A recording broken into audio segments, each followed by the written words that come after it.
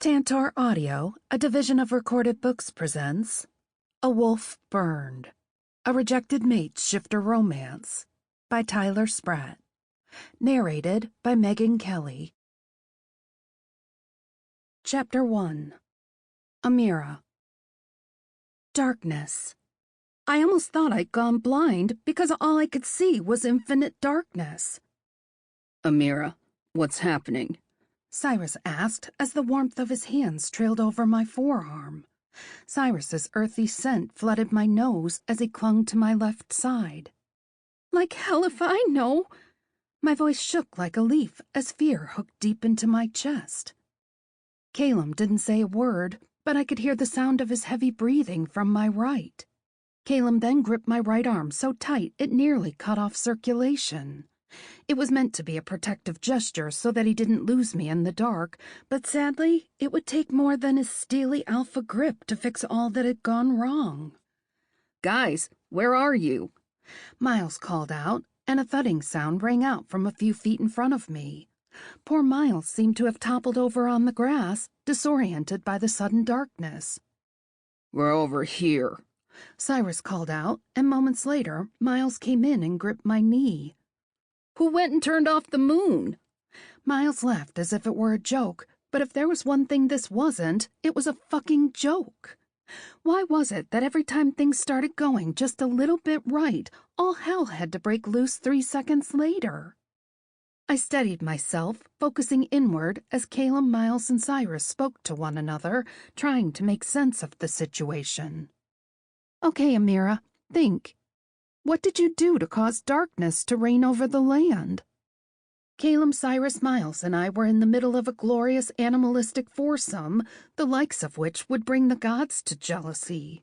Then the next thing I knew, the blood moon god called to me, speaking a language I could barely understand. He drew power from me, using my magic as a conduit to break the curse on the entire blood moon shifter pack. I was overjoyed. I'd saved thousands of wolves from a terrible curse. This was a good thing, wasn't it? So how could intentions so good and so pure trigger the entire moon and all the fucking stars in the skies to just disappear? There was only one thing that could explain all of this. My grandmother's prophecy had finally come true. Darkness had come to Dominion. But instead of defeating the darkness as the prophecy foretold, was I the villain who summoned it? The word slipped from my lips, making my blood run cold, as if saying it somehow made this nightmare seem all the more real. We have no idea what this is. Let us not jump to conclusions, Calum warned, but the ominous tone of his voice said he couldn't deny that I might have been right. We need to get back to Blood Moon Shifter Square. Then we can get some answers. Figure out what's really going on here. Waiting for Calum to finish speaking, Miles massaged the back of my neck with his fingers. Exactly. Maybe some fae or witches were just practicing their light magic a few miles away, and one of them made a little mistake, borrowing the light from the skies. If that's the case, I'm sure they'll have the issue rectified in no time. I was still new enough to the surface world that I didn't know much about fae, or even other witches for that matter. Could one of them, or perhaps some other magical being, really have accidentally caused this? Well, there's only one way to find out, Cyrus growled, sounding more beast than man. The sound of his paws patting the grass echoed in my ears, and I nodded. We'd never find our way to the town square in human form. But in wolf form, we could easily smell our way home, tracking through the dark with ease. My spine lit up in a throbbing pain as the shift took hold. I fell on all fours, my thick fur blowing in the wind.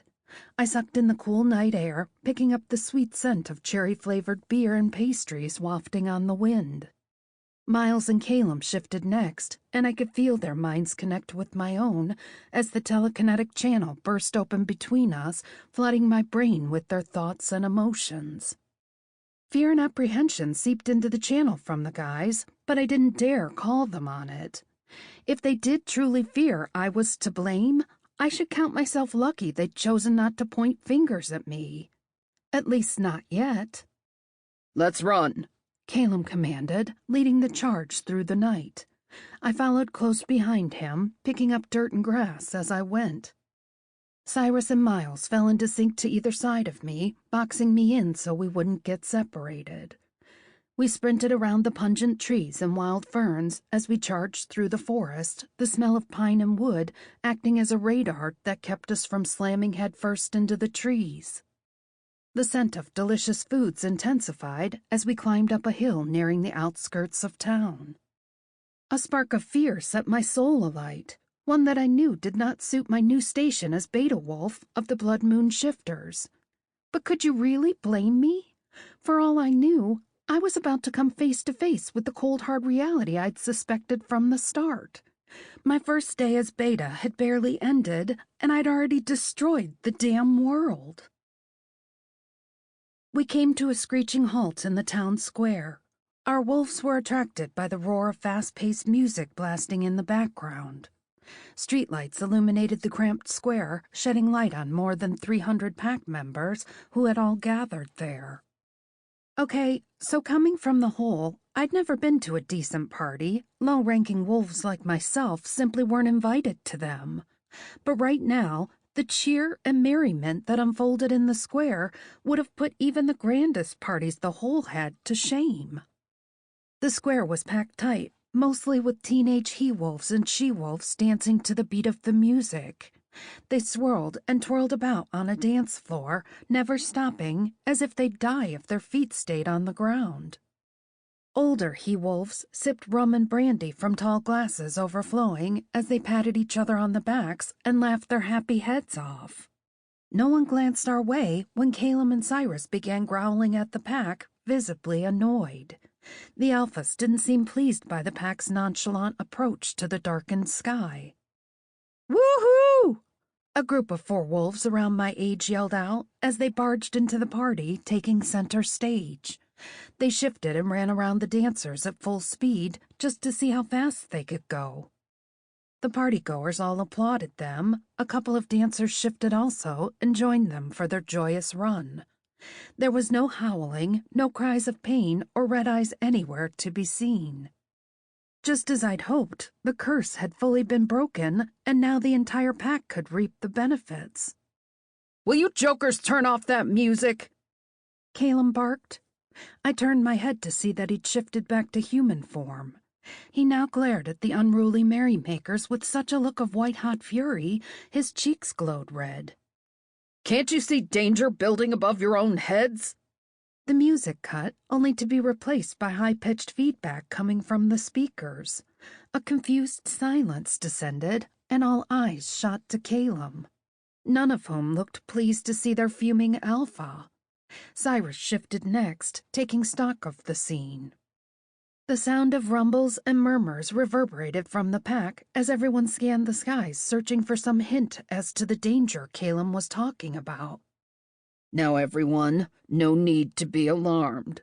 Cyrus fanned his hands downward in front of him in an attempt to calm the pack.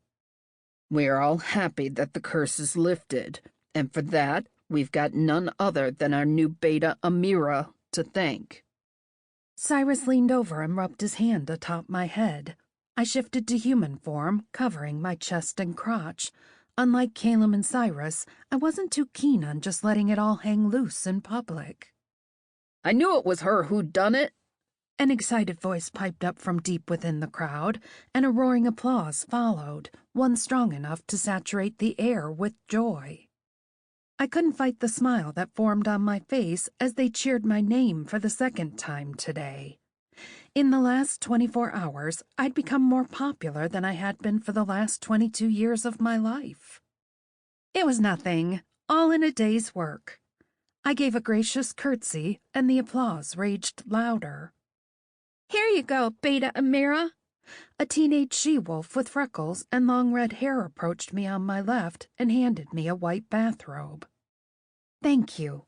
I smiled at her, taking the robe and slipping it on. She giggled, throwing her head to one side and running off, as if she were nervous and too overexcited to speak more. The cheering continued as an older she-wolf with red hair the same shade as the girls approached the alphas and offered them robes as well. Cyrus and Calum accepted them gracefully, and Miles received the last one, having shifted back without me noticing. "This is all well and good," Calum said, tightening the belt around his waist, and the pack settled down, allowing Calum to speak. "Amira's celebration will have to wait. Can anyone explain to me how is it that my pack, the one who I have spent the better part of 20 years training, could have missed the fact that the moon and all the stars in the sky have spontaneously disappeared? Doesn't this strike anyone here as odd?" "Oh, it's just a little overcast tonight, Alpha. Nothing to worry about." An elder wolf with thick white hair atop his head, looking like a bird's nest, approached. I could smell the brandy on his breath from here, and his teeth were as brown as wood. We'd seen it with our own eyes when darkness seemed to have just swallowed up the moon and stars. One thing was for sure, it wasn't the clouds that did it. "Are you saying that I would be so dumb as to overlook the clouds?" Calum shook his head back and forth, making his long white hair ripple in the wind. Calum argued with the drunken old man for several minutes as the pack's murmurs grew louder and their will to party became more apparent. "Don't be such a party pooper, Alpha. Can't you let us have a little fun just this one time?" a young she-wolf yelled, breaking the men's bickering as she swung in the arms of a handsome and brawny young he-wolf. "Let us dance." Another girl a few feet away piped up next. "That's right. You never let us have any fun, Alpha Calum. You're being unfair. Let us dance." The entire pack had formed a frenzy, chanting, "Let us dance," like a protest slogan meant to topple an oppressive regime. Cyrus combed his hair back with his fingers, a look of pure confidence adorning his handsome face. "Now, everyone, let's all just calm down, shall we?" Cyrus was the more popular Alpha. The people usually couldn't get enough of him. His charisma was a thing of legend, but by the angry stares being thrown at Cyrus, his reputation wouldn't help him now. The pack wanted to party, and they wouldn't tolerate anyone telling them they couldn't. "Not you too, Alpha Cyrus. You're being so mean." A girl threw a wine cooler a clear 20 feet toward Cyrus's head. Cyrus dodged, and it smashed on the ground a few feet away. A mixture of hurt, surprise, and rage washed over Cyrus, transforming his face into one I barely recognized. "You dare throw drinks at your Alpha?" Cyrus's voice broke, and he held his fist so tight at his sides his entire arm turned blue. "Weren't you telling me to take it easy a moment ago?" Calum snarked, giving Cyrus a stoic side-eye. Cyrus turned to curse Calum, and the two men bickered like whiny brats instead of the powerful and fearless alphas they were. What a fucking joke! Now wasn't the time to be crumbling from within. I had a bad feeling about all of this. Darkness was foretold to signal the doom of all the living beings on the planet. Deep in the pit of my stomach, I could feel the change in the atmosphere. It was like a thin veil of animosity and hatred had covered the land. It had everything to do with the thing that stole the moon and stars, and something told me it also had something to do with why the pack had suddenly become rowdy and disobedient to their alphas. "All right, listen, you two. Enough is enough," I roared, stepping between Calum and Cyrus. "Can the fighting, and let's get back to business. Something's going down, and as the new beta, I don't intend to be caught with my pants down when the shit finally hits the fan." Cyrus, Calum, and Miles gawked at me with unbelieving eyes. I spoke with such power and authority in my voice that I barely recognized myself, let alone them. But you see, the thing was, the moment I was crowned beta, it had flipped a switch in my mind. As far as I was concerned, the fearful Amira had died.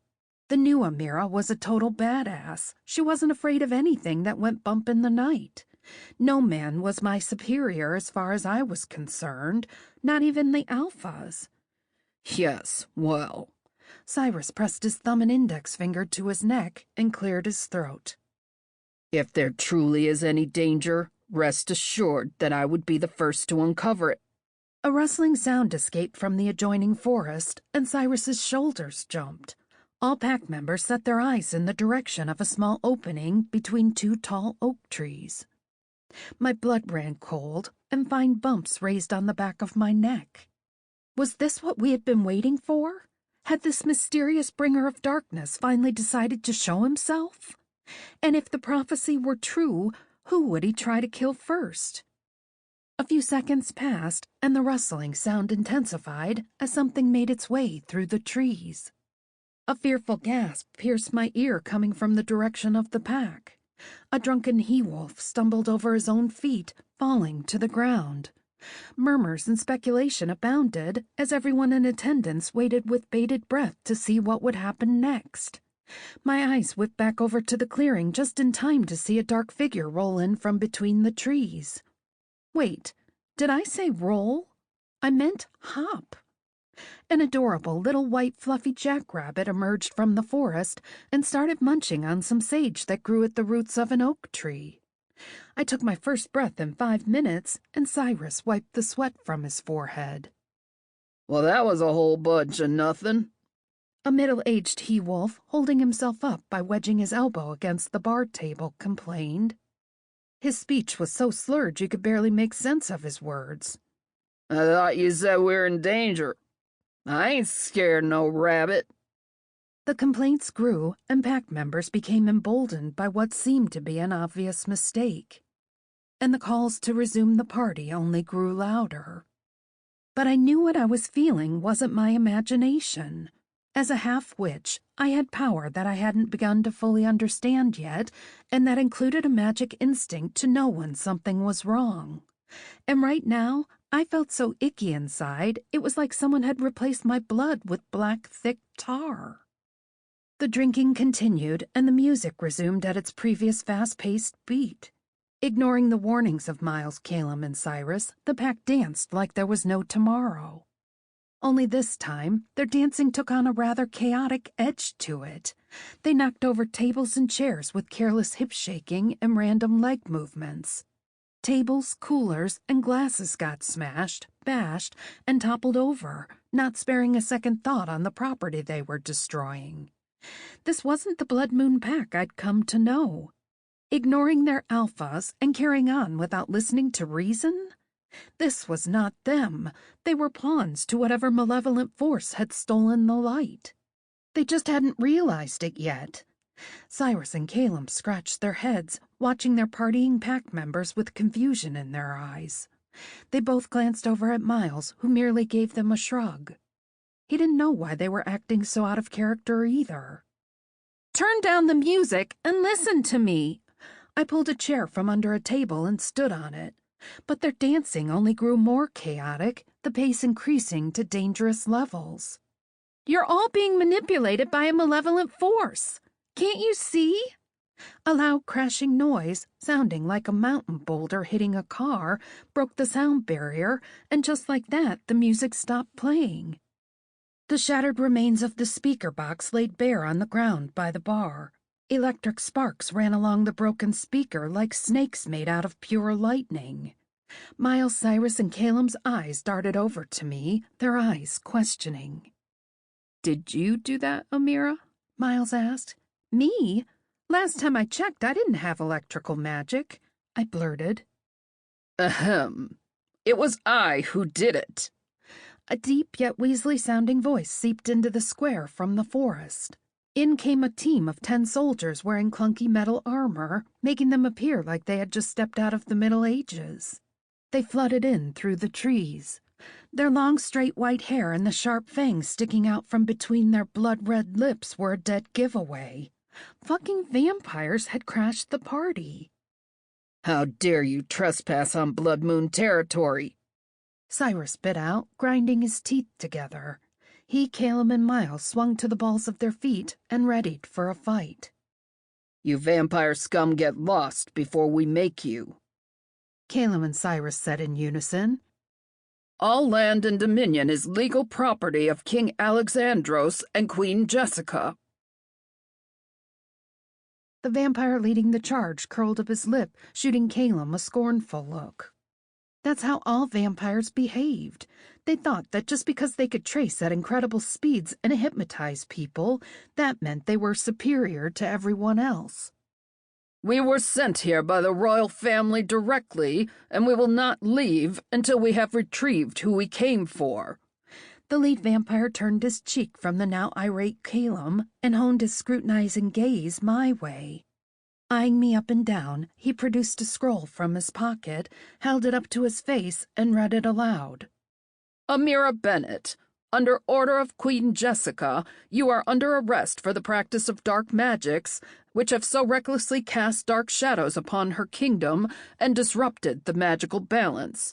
You are to come with us at once to stand trial at the royal palace. The lead vampire cleared his throat while glancing over at Calum, Miles, and Cyrus, who looked half ready to rip the vampires to shreds for even suggesting they'd take me. And you are to report alone. The pack erupted in a sea of murmurs as they cautiously backed away from the guards. Based on the way their skin went pale, it was safe to say that none of these wolves were fighters. Listen, pal. I pointed my index finger between the vampire's eyes, and his head lurched backward and his brows furrowed. If this so-called king and queen of Dominion are accusing me of something, they should be here themselves, instead of sending you goons to drag me away against my will. I'm not a sack of potatoes. I am a person, and I have rights. And she's a beta wolf, too, Miles pointed out. She won't be intimidated by idiotic fang-faced bullies like you lot.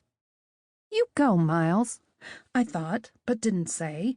If there was one thing that Amira 2.0 didn't do, it was get kidnapped.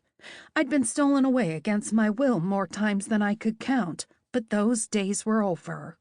The new Amira would take no prisoners. If you want it the hard way, that's fine by us. Just know this. Attacking a palace guard will get you thrown headfirst into the slammer right alongside your wolf bitch. The guard's eyes glowed a bright blood red, and his underling's eyes took on the same ominous hue. The air was supercharged with the type of bloodlust that only a pack of vampires could bring. They didn't just want to arrest me, their killer instinct drove them to want to drink me too. And depending on how hungry they were, that thirst might just stretch to the guys as well. Fuck my life. Couldn't it have been anything but vampires? The guards removed the small black objects from their pockets. They looked like sword hilts with no blade. I cocked my head to the side, confused. At least until a long electrical rod formed at the end of the hilt, transforming them into nightsticks made of pure agony-inducing electricity. Put 'em in their place, boys, the lead vampire said with a cocky grin on his face, and he stepped out of formation, taking a giant step toward me. Shit! Don't let the thunder baton hit you, Amir, Calum yelled, but before he could finish, one of the vampire guards rammed into him at a bone-crushing speed, pummeling him to the ground like he'd been hit by an SUV. This was a vampire's most dangerous power, tracing. They can move as fast as sound, and down in the hole, that meant that there was no tunnel deep enough that you could outrun a vampire. Unfortunately, here on the open surface, it didn't mean any better odds. The lead guard came at me on my right, swinging his thunder baton toward my thigh. Though he didn't use full speed, assumingly so he wouldn't kill me, he was still moving fast enough that I struggled to follow his movement with my eyes. I scrambled out of the way, rolling over the ground and climbing to my feet. I spun around, my heart thudding in my chest. All I saw was Miles, Cyrus, and Calum being beaten mercilessly by 9 vampires at full tracing speed, sparing no care for how badly they injured them. It was like a fight that had been sped up so rapidly I could barely follow it. All I could hear were the grunts of pain that escaped the guys' lips as they tried to fight back in vain. Ganging up on your opponents and playing dirty. Ah, the great vampiric pastime. Strong as they were, Calum, Miles, and Cyrus couldn't fight a foe they couldn't see, and definitely not when that foe outnumbered them 3-1. You cowards! I screamed, launching at the gathering of vampires. I raised my palms in front of my chest, summoning my magic and readying to blast these assholes to kingdom come. A sharp burning pain exploded in my left thigh, and I screamed so loudly my voice could have shattered glass. I fell to my knees as waves of electricity surged through my body, stealing my strength. Goddess, the pain! Please stop this pain before I pass out. The next thing I knew, my face laid flat on the dirt, and my mind went blank as a sheet of white paper. A callous hand grabbed me roughly by the back of my neck and pulled me to my feet. From the corner of my eyes, I watched the vampires throw Caleb, Miles, and Cyrus in the back of a white van like 3 bags of garbage. Not a single pack member intervened. The square was completely deserted. No help was coming. At least none quickly enough. We could have done this the easy way. Nobody had to get hurt, you know. The lead guard pressed his index finger to my lower back. Now walk to the van, or I'll break your pretty little spine. You'll probably heal in time for the trial, but I don't want to take any chances by banging you up too badly. At least, not until after your sentencing. Aw, how sweet of you, I mocked in a saccharin's sweet voice. Now go fuck yourself. He shoved me forward, pushing his index finger into the small of my back, and I started walking toward the van. You want to see me fuck myself, huh? You'd like to see that, wouldn't you? You wolves really are kinky. He came in close, cupping his hand around my waist, and whispered in my ear in a way that made my skin crawl. You're disgusting. Take your fucking bloodsucker hands off me. He grunted in annoyance as we neared the back of the open van, and I peered down at Miles, Cyrus, and Caleb, who lay unconscious on the filthy van floor. Should have played nice, little wolf bitch. I might have let you ride my cock before your trial. It would have been the last dick you'd be getting for a long, long time. My mouth fell open, and I wrenched my head to the side. A slew of curse words hung from my tongue, ready to be set free. Nuh-uh. No sense begging for it now. Bad girls ride in the back, he said, and the coward took out his thunder baton and jabbed it into my belly. Untold volts of pure electricity shot through my flesh like razor blades. I didn't make a peep, only because it took actual air in your chest to scream, and right now my lungs were squeezed dry by the soul-ripping pain that burned through my middle. He flung me hard into the van, and I landed smack dab on top of Miles and Caleb. I mouthed a silent curse as the door slammed shut. For the second time today, I was treated to the one thing I'd always hated more than anything else since my days in the hole: the cold, silent darkness. Chapter 2. Amira.